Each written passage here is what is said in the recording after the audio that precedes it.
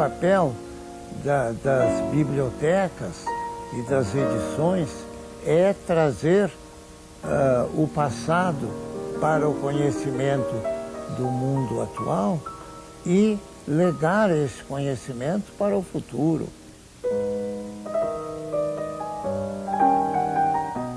Viver essa biblioteca é, de certa maneira, mágico, porque aqui você tem todas as possibilidades de leitura, de conhecimento, de contato com pessoas, de descobertas.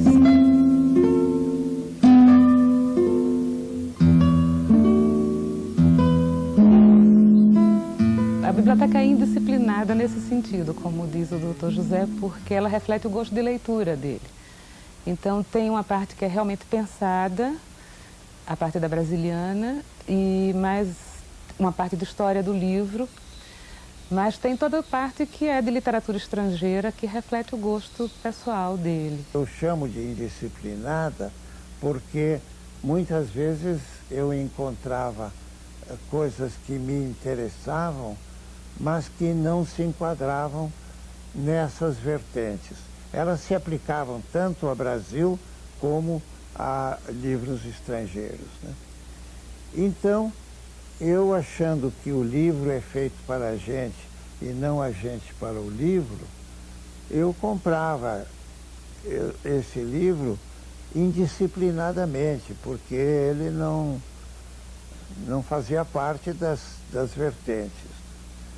Quando isso acontecia com certa frequência, eu criava uma nova vertente. A gente sempre tem formas de se enganar a si mesmo, né?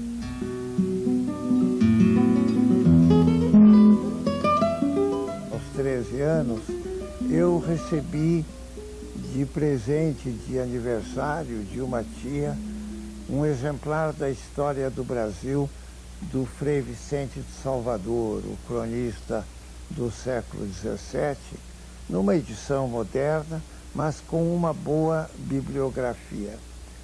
E a leitura dessa crônica foi o que detonou meu interesse pela formação da Brasiliana.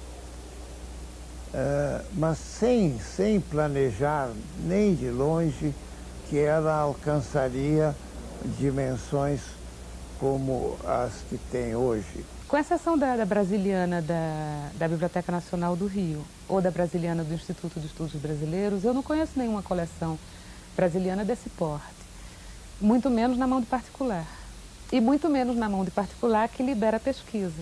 Ele reuniu um acervo que é tão respeitado que, sem dúvida, quando você faz uma pesquisa aqui, você tem um aval da biblioteca para a sua pesquisa.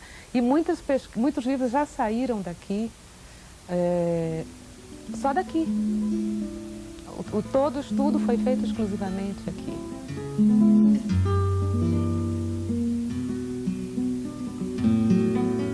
A sensação que eu tenho é de que quem forma uma biblioteca é depositário dos livros, não é dono, porque os livros, a gente passa e os livros ficam.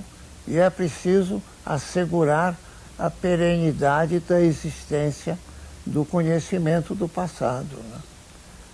Nós estamos fazendo isto com a Brasiliana nossa, doando à Universidade de São Paulo, porque os livros de Brasiliana formam um conjunto indivisível. Está fechado, já definido, que vai existir um centro de estudos dentro da universidade. A parte brasiliana da biblioteca vai para lá, com a administração, digamos, com participação da universidade, mas com autonomia, para garantir a manutenção do acervo da biblioteca, da maneira como ele está, quer dizer, podendo, obviamente, incluir aquisições novas, né?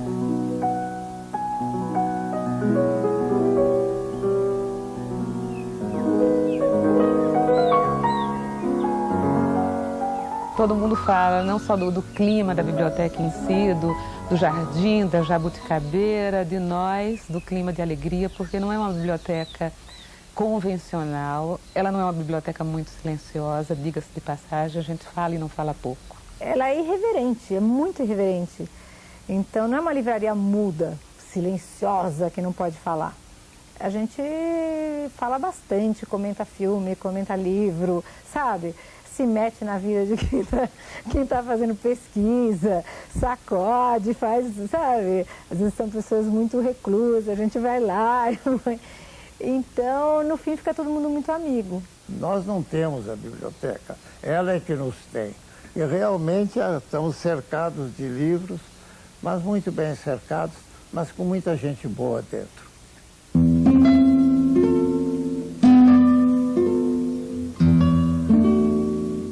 Eu estava num sebo aqui em São Paulo, na rua Riachuelo, quando eu vi um livrinho pequeno, uma edição portuguesa do discurso sobre a história universal de Bossuet, publicado em 1740. E aquilo me fascinou. Eu digo, meu Deus, 1740, um livro tão antigo. Depois eu aprendi que a data do livro tem uma significação muito relativa. Não é um dado importante para a avaliação do livro.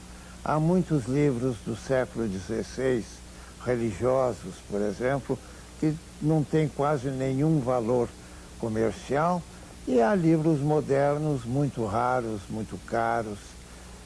Mas aquele livrinho foi importante porque ele me despertou uma paixão verdadeira. A gente andou fazendo um inventário, eu estava até contando isso outro dia, um inventário aqui, e a gente achou um parecer ecológico do século XIX que podia estar escrito hoje. Eu fiquei tão impressionada de ver como que o cara falava que as florestas iam acabar, que estava todo mundo depredando tudo. Era muito vivo, muito atual, e era uma preocupação que eu falava, nunca imaginei que no século XIX as pessoas já tivessem medo, porque hoje você está vendo, né? Mas que já tivessem medo do que fosse acontecer, sabe? Depois de se benzer e de beijar 2 vezes uma medalhinha de São José, Dona Inácia concluiu: dignai-vos ouvir nossas súplicas, ó castíssimo esposo da Virgem Maria, e alcançai o que rogamos. Amém. A emoção foi grande. Só que eu não pude revelar a existência desse manuscrito em vida da Raquel, porque a pessoa que me vendeu era viúva da pessoa a quem a Raquel tinha feito presente do manuscrito. Então ela me pediu que não mostrasse a ninguém enquanto a Raquel estivesse viva. Bom, hoje, infelizmente, tanto essa pessoa como a Raquel já morreram, então o manuscrito pôde aparecer, o manuscrito é fascinante.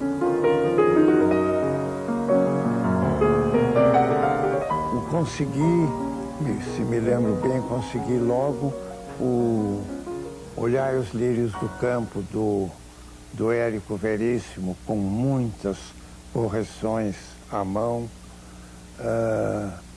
O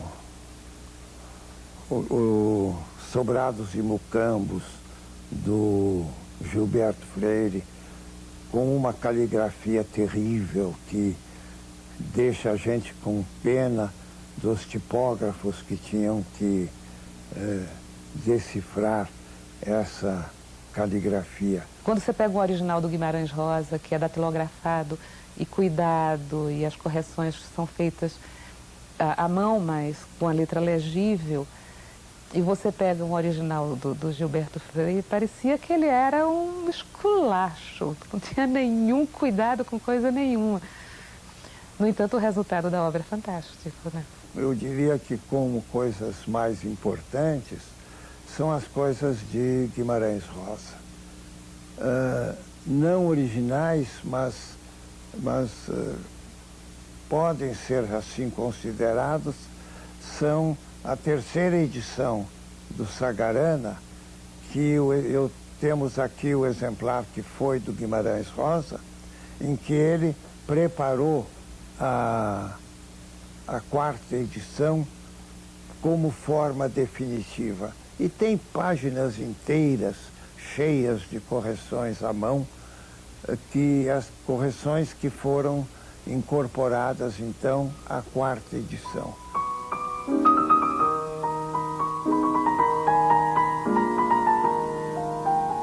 Uma outra coisa importante de manuscritos é uma obra do Graciliano Ramos, O Mundo Coberto de Penas, que foi mandado para a tipografia com esse título, e algumas correções no texto, não muitas, porque ele pretendia corrigir as provas,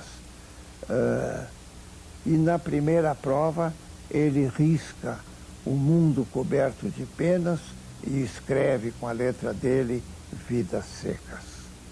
É a certidão de batismo de Vidas Secas.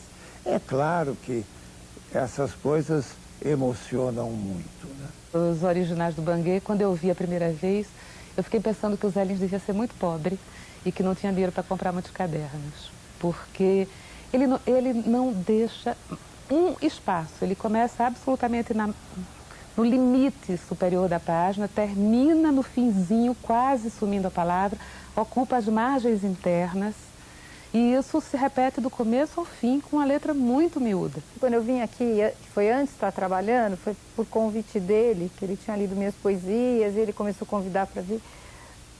Foi por causa do Guimarães. E eu ouvi ela falando, a Cristina falando que tem gente que chora, eu fiquei completamente emocionada de ver. Então, para mim, o Raro tem muita ligação com isso, assim, porque estava a mão do Guimarães lá.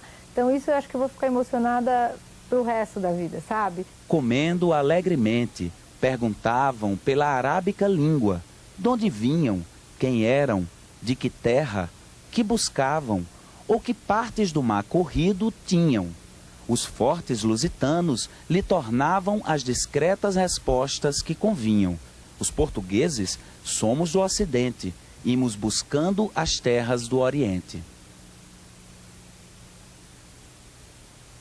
Os dois exemplares são de 1572, com uma portada muito parecida, mas um deles tem um pelicano voltado para a esquerda do leitor e outra com o pelicano voltado para a direita, com pequenas correções no texto.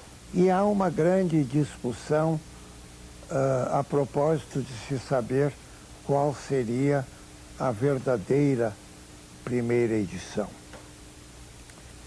Em primeiro lugar, qualquer que seja a decisão do enigma, nós temos a primeira edição, tendo as duas. Eu tive a sorte de não fazer análise lógica de Camões no ginásio, de modo que eu li Camões como uma grande obra de arte, como realmente um poema admirável. Tem gente que chora, eu já vi várias vezes pessoas que ficam emocionadas quando veem um original de um autor que elas gostam, ou uma dedicatória. Tem gente que se emociona mesmo, fica com os olhos cheios d'água. Tem gente que fica morrendo de medo de pôr a mão. E tem gente que você percebe que está desejosa de pegar, mas não tem coragem. Aí quando você diz, pode segurar, posso mesmo. Então as pessoas se surpreendem e se emocionam.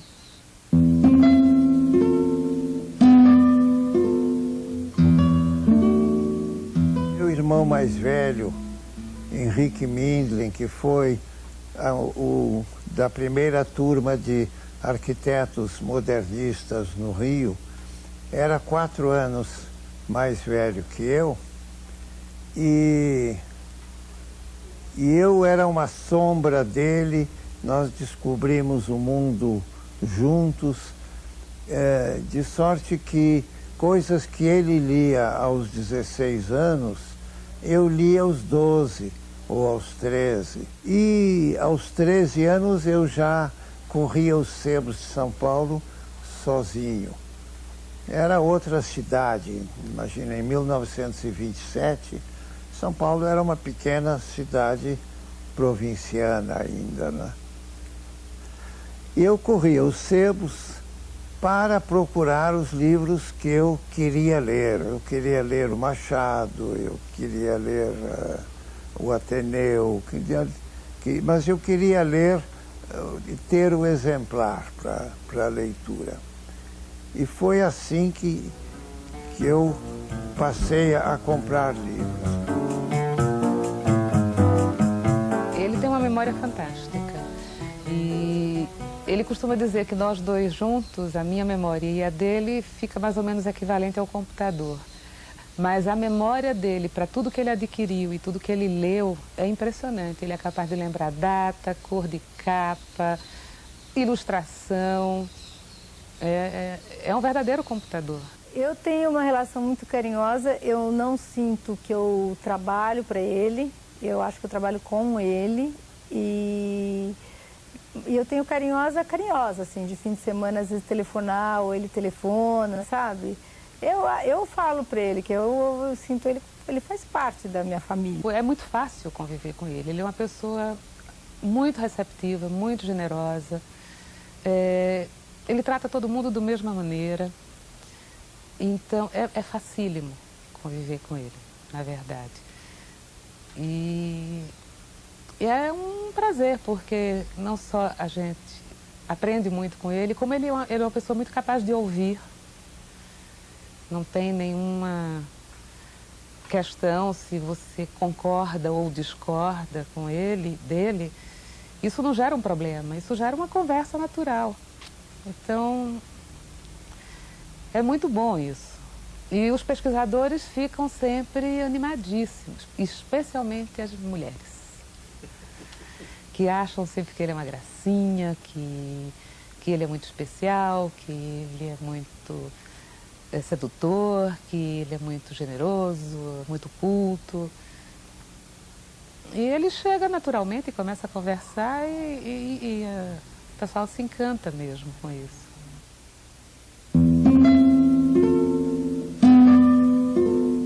A história começa pelo namoro, né? Eu conheci a Guita como caloura na faculdade de Direito. Eu ia entrar no 5º ano e ela estava começando o curso. E eu um dia chego na faculdade e vejo uma moça cercada de rapazes cabalando para que ela entrasse nos partidos de estudantes. Entra no Partido Renovador, entra no Partido Acadêmico, entra no Partido Liberal. Eu olhei para ela assim e numa operação de alto risco, que eu vejo hoje retrospectivamente, eu disse a ela: tudo isso é bobagem, você quer um bom partido? Está aqui. E ela me pegou pela palavra.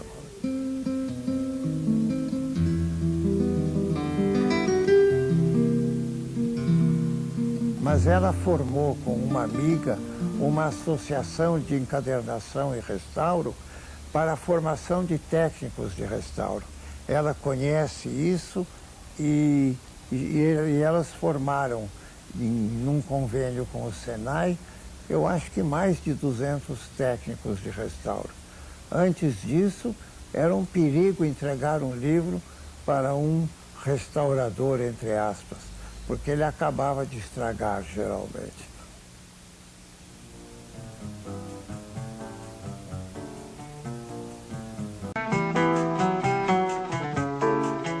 Quem entrou nesse caminho não tem volta mesmo. Isto vai acompanhar pelo resto da vida. Eu até hoje procuro coisas, depois de quase 80 anos de formação da biblioteca.